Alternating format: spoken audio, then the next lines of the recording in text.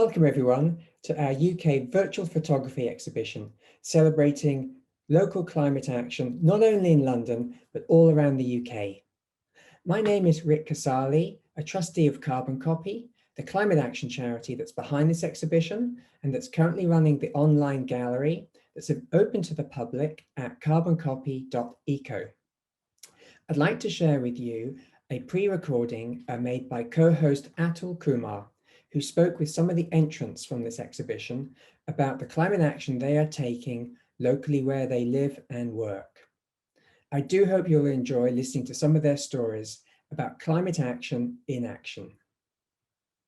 So without further ado, I'd love to introduce you to our special guest, Atul Kumar, presenter, broadcaster, author, environmentalist for the past 20 years. Someone that really cares a lot and is passionate about helping to find solutions to both the climate and the biodiversity crises. Welcome, Atul. Thanks, Rick. So I've been in the environmental sector for the past 20 years, or since the late 1990s, really, when I did a geography degree and then environmental management masters. And since then, I've been working for various different environmental organizations on fundraising and communications, and more recently as a presenter and podcaster as a sort of parallel career. And my approach is to sort of keep hold of a broad overview of the environmental sector so that I can see sort of unexpected connections between different issues and solutions, big and small, and the impact that they have on the environment. So given that kind of breadth of interest, why do you think that local climate action in particular is so important for something as big and challenging as the climate crisis?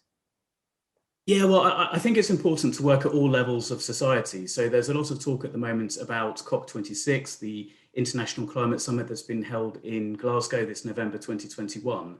And there's high expectations for more ambitious agreements to be made in terms of moving society towards net zero by 2050. But that's just part of the solution. And we need to work at governmental level, at the sort of mid-level of society, the collective action level of society, as well as individuals. And I think it's important that we focus on the collective action, that mid-level of society, so that we can move faster towards net zero. Absolutely. I couldn't agree with you more on that point. And one of the things that I've observed in looking at what people are doing at the local level is their willingness to move and act now. Why do you think that the speed of our collective action is so important, not only in terms of reducing our carbon emissions, but also in terms of addressing the biodiversity crisis? Yeah, well, I think with biodiversity loss, the main cause of biodiversity loss really is humanity. Unfortunately, it's really humans that are destroying the habitats that species need, and also the pollution that we put into the land and the oceans as well. But the positive news is that we can turn things around. We can restore nature and we can build a society that is net zero in terms of carbon emissions. So I think the thing about collective action, and to answer your question about speed, is that it can move a lot more quickly than governmental action. So whereas you've got individual actions, which can happen very quickly as well, but they tend to be by definition on a smaller scale than collective action, then it's important to focus on that mid-level, as I say, because collective action can both have a big impact and move very quickly in comparison with governmental level action. And this exhibition is very much focused, obviously, on that level. And just as a reminder, what we did is we asked entrants to submit up to 3 photos that really capture what they're doing in terms of their initiative locally. And then we asked Atul to select his favorites. So tell us. Yeah, so although there's loads of great individual actions, as I say, going on throughout the UK to tackle climate change, Picture This is all about collective action. And so the photos that I've selected, these sort of top 5, are not necessarily the best projects or even the most important projects, but it's specifically the ones that I think communicate a really clear story about how collective action can tackle climate change. And also I looked at and selected the ones that I felt could be copied and scaled up to bring carbon emissions down. So why not, before we look at your favorites, let's have a glimpse at a wider selection of the initiatives and the photos that people have submitted.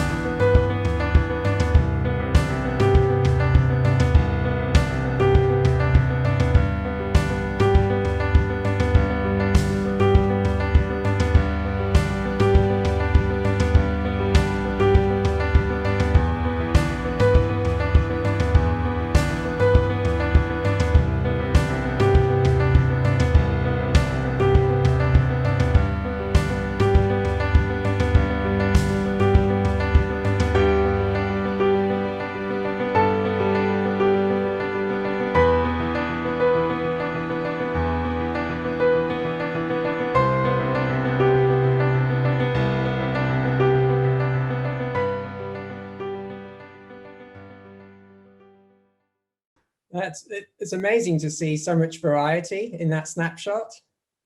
Yeah, that's amazing. I think it just goes to show that climate action can mean lots of different things to lots of different people.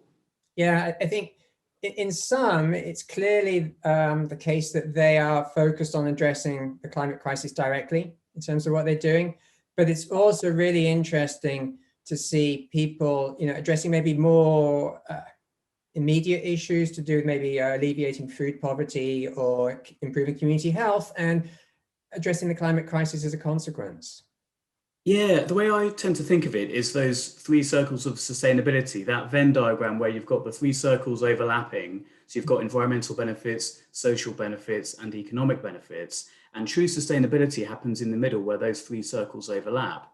So, for example, a project might be motivated by social benefits, or a project might be initially motivated by economic benefits.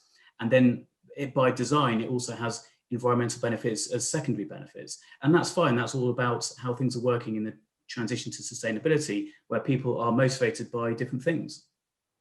So given all of that, and given the sheer variety, how did you get on with picking your favorites?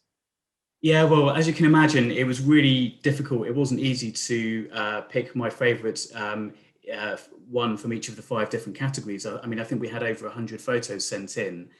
So breaking it down even to 5 categories, it was still hard to find the top one in each category. But as I say, I did manage to find my favorite in each category. And it was really the ones that I felt the photos communicated how their solutions can be copied and scaled up. So, okay, where would you like to start? Right, so let's start with the renewable energy category. And my favourite photo for this category was by Brighton and Hove Energy Services Co-op. And here's a clip from my conversation with Dan Curtis.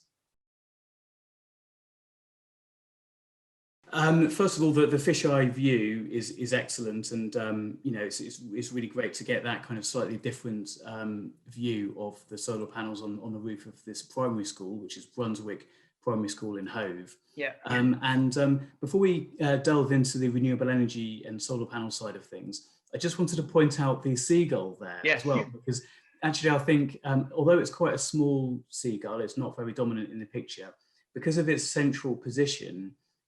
It actually just really speaks to the combination of renewable energy and biodiversity, and actually how we have to think of these two as connected issues nowadays. For me, it positions the image in Brighton and Hove quite identifiably, and you put it in the background as well. You can see that's the floodlights of the Hove cricket ground as well. So it's, oh yeah, to me it's very,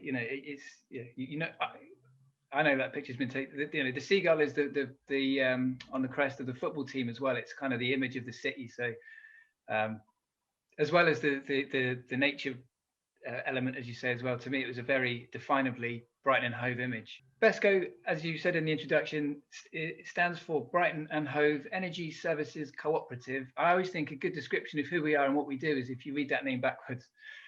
So we're a cooperative who provide energy services primarily in the area of Brighton and Hove. And what that means is we're a not-for-profit social enterprise. We design and develop clean energy projects around the city. So that's renewable energy projects as well as energy efficiency projects. And they're all financed using community fundraising mechanisms. So we typically have a community share offer. So people can invest in those projects, they receive a financial return. And it means that the customer for that project, so in this example, Brunswick Primary School, doesn't have to pay anything up front to get their energy measures installed. So it's basically a way to remove any barriers that might prevent property owners from taking action on climate change. Fantastic photo, and something that people can copy and scale up, and yeah, go for it, steal the idea and copy that, and put solar panels on your buildings. So great. So moving on, my favourite for the circular economy category was sent in by East Belfast Mission, and I had a great conversation with Michael Sloan. Here's a clip. The reason that I picked this photo to represent the category of circular economy is that I mean it's upcycling in a very literal sense. It's a bicycle repair photo, and I really love the way that the guy is focused on that particular bike. I like the concentration. And for me, this photo represents what the transition to sustainability looks like in practice. It looks like somebody concentrating on fixing a bike and upcycling a bike. And even the bike itself says the word transition on it. Michael's been with East Belfast Mission for, crikey, 7 years, 6-7 years now. He's an incredibly accomplished individual. He's got one of the top qualifications you can get in bike repair. So quite literally, he could go off and make himself very nice income elsewhere. But he's very, very focused, as you've already alluded to, on the bike project that he's working for with us. He mentioned to me bizarrely just today that he has now repaired 8,500 bikes personally for East Belfast Mission. Wow. Past that threshold. Michael's the sort of guy, because of the scale of our operation, he's had to bring through quite a lot of volunteers. We work with people from all levels of ability, people who are adult learning difficulties. We work with ex-prisoners, but also we work with large companies. PwC, PricewaterhouseCoopers, have sent teams down for a whole week of team building, and they've gone away feeling really enthused because they picked up skills that they didn't think they had. They came in completely on, fresh to it. They said, what do you want us to do? Can we do anything? And by the end of the week, a number of their staff were in a position where they were changing tires, fixing tubes, moving cables, all the really basic, to be fair, bike skills. But it gives people the confidence to then say, I've got a bike in the shed, I'm going to bring it out, I'm going to go off and have a sail on it. You can't ride a bike if you regularly if you don't know how to repair it. If you've got a bike at home but you can't repair it, you're not going to end up using it as often, and you might end up jumping in the car instead. So wouldn't it be great to have a Michael in every area of the UK? Yeah, absolutely. Just get the guy cloned and put him into every county, and before we know it, we'll all be on our bike. Atul, I really enjoyed listening to those two clips. Hearing from both Dan and Michael. I think for me, what's exciting about renewable energy is the ability for us to produce our energy much closer to where it's needed, and for communities to literally own as well as produce that energy. And then the second clip with Michael, in terms of us getting to a carbon zero future, we need to really fundamentally think about how we are using products and services, and it's much, much more about usage than consumption. That's how we're going to get there. Yeah, absolutely. Right, okay, let's move on to another aspect of local climate action and look at carbon zero transport. So my favourite from this category was sent in by Car Free Norwich, and I had a great chat with Matt from Car Free Norwich, and here's a clip.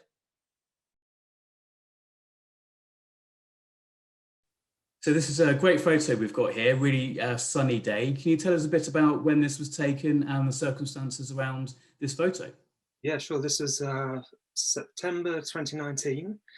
It was the first official Norwich Car Free Day, and actually the last, because now it's, a great bit of news is that it's been upgraded to Norfolk Car Free Day. Last year we persuaded the county to take on the concept. Yeah, but this was a city centre street in Norwich that was used for just anything really. Like, it was a lot of creative play. It was just kind of taken over by the community for the day, and it was just a brilliant fun day. I think probably about 200 people came, maybe more, throughout the course of the day. I love the scene. It's a sort of almost utopian scene that we've got here in this photo. I like the fact that the kids are obviously playing with chalk on the ground, which can presumably be washed off fairly easily. And I also like the fact that there's in the background there's a guy with a bike and a bike helmet as well. So really showing that you can still get around on these car-free days, and it's encouraging people to use bicycles and use less polluting forms of transport. Yeah, absolutely. That's obviously one of the main aims, is to show how the spaces could be without cars, and how they can be, spaces for creativity and play, but also for just sustainable travel, like active travel, cycling and wheelchairs and walking. Yeah, and you'd seen car-free days being done in other cities, other places around the country, is that right? I think London had one at the time. I think even somewhere like Bath had one, but quite a while ago. There weren't many regular ones, to be honest, but there is a World Car Free Day on the 22nd of September every year. So when I found out about that, I just thought it's such a logical thing for Norwich to have, because Norwich is quite a green and progressive city. I didn't understand why we didn't have one already, so then I started pushing for one. Another great example. And I think it's so important because transport is the UK's largest emitter of greenhouse gases. So collectively, we're going to have to think differently about how we can drive less, how we can actually travel less. And for me, that example gives us a glimpse of what it looks like when we are daring enough to think differently and not have a car-first driving culture. Yeah, absolutely. A glimpse of our potential utopian future there. Yeah, brilliant, brilliant. Okay, so let's switch gears, no pun intended, and turn our attention to the category of biodiversity and nature. And my favourite in this category was sent in by the Mersey Forest, and Isabel from Carbon Copy had a great chat with Ben Greenaway. So this is primarily all about street tree planting in what we sort of define as hard to reach communities. We set up this project probably way back in 2001, I think it was originally in Manchester, and then it sort of like it spread its wings to Merseyside. So there's two community forests that sit side by side, the City of Trees in Manchester and Mersey Forest. So this one here is in Ellesmere Port, and it was a street near the town centre, very close to the town centre, but it didn't have any greenery at all. Across the road in the background, you can see an allotment site, but that was the only greenery there. So here, to engage the community in actual activity to celebrate the planting, we invited some residents to come out and plant some trees around, plant the trees with some perennial plants around the bottom of the trees, and put mulch around the trees. So here we can see a largish tree with enough space for the tree to grow. So it's protected by a couple of elasticated like rubbers between two stakes and a large guard, so the tree doesn't need any maintenance really. It can be. It won't get trimmed at the base. The tree can move around until it's big enough to support itself, and nice layer of mulch around the bottom. We really loved this photo. I mean, for lots of reasons, really. I think we all commented on the fact that it was very multi-generational. The fact that we've got people from kind of different age groups here, obviously sort of some people who are together as a family. And, it just looks like a really diverse group of people, and it kind of feels like they are a community in every sort of sense. And we just love the fact that everyone looks so happy and so sort of pleased with themselves that there's this lovely new tree in their area. I think the value of this scheme is the engagement with the communities, because it actually gives people a choice as to what type of tree they get. So they have a greater sense of ownership. Great photo there. I really like how happy everyone looks in that photo. They've done something great and they feel great as a result. So yeah, great photo and a great illustration of how a community can come together and do something positive. Absolutely. So finally, my last of my 5 favourites was for the land use, food and agriculture category, and my favourite was sent in by Grow Bath Easton, and I had a great chat with Ali Rogers, and here's a clip from our conversation.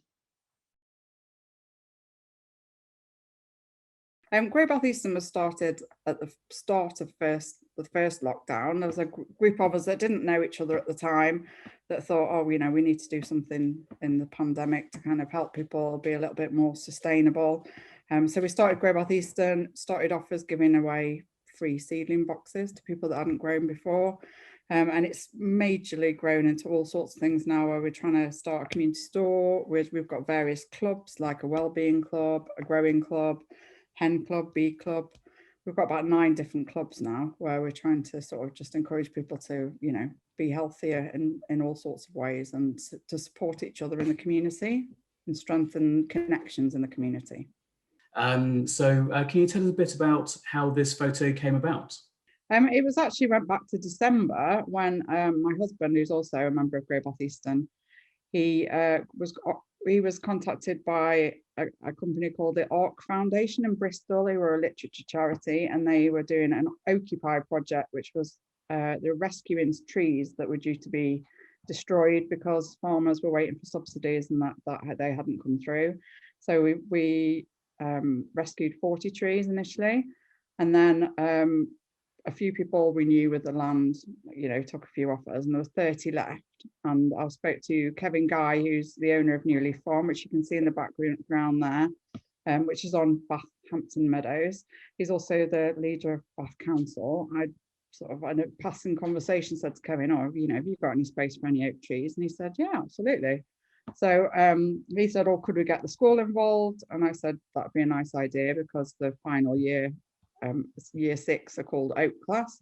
So I contacted the head teacher and the teacher, and they were delighted to get the children involved. So we all sort of walked over from school with our high vis on and shovels, and every pupil got the chance to plant their own tree, which then obviously they'll be able to see grow and show to their children and grandchildren, hopefully. I really like those last two, Atul, and the way you brought, they coincidentally happen to involve tree planting, but for me, it also highlights the multiple benefits of doing something like that, because yes, we know that the trees sequester carbon, but that wasn't necessarily, the main reason. People also talking about increasing biodiversity, creating green spaces in an urban or suburban landscape. And also, very much trees can be part of a bigger solution around land use transformation.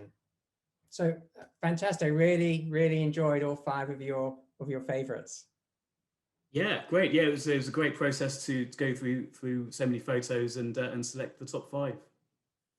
I think it gives our audience a flavor for what's in the online gallery. Yeah, I mean, clearly it takes committed and energetic people to bring all these different communities together. And I think what we've seen this evening in those 5 examples, obviously there's many more in the gallery itself, just in those 5 examples, we've seen the sort of the sense of purpose that's derived from working together, and how happy people feel when they've successfully delivered something that's positive for themselves and for the environment. And we've also seen the importance of collaboration in terms of working together, not just between different individuals, but also between different organizations. Absolutely. And the gallery is now open. So essentially, people can now go and see it for themselves. It's open from now until mid-July. And people just simply go to carboncopy.eco, click on Picture This, and enjoy, have a browse. Yeah, I think another way of looking at the gallery, I think, is around being a sort of a different mindset. So it's very much kind of a mindset that moves from thinking of your own projects to a sort of an abundance mindset, where people are happy for their ideas to be copied. I mean, this is the opposite of intellectual property rights concerns. This is sharing ideas that are really in the gallery, there to be copied, and it's that abundance mindset that steal the ideas, take the ideas, copy them, scale them up in your area in order ultimately to bring carbon emissions down. And I think that would absolutely be a fantastic outcome if some of the people took ideas that they've seen now or in the gallery and then did something similar in their own area. Atul, I want to thank you very much for sharing your thoughts and the conversations that you've had. I'd like to thank our audience for joining us in this private viewing. And last but not least, I'd like to thank the Entrants and everybody that contributed to Picture This.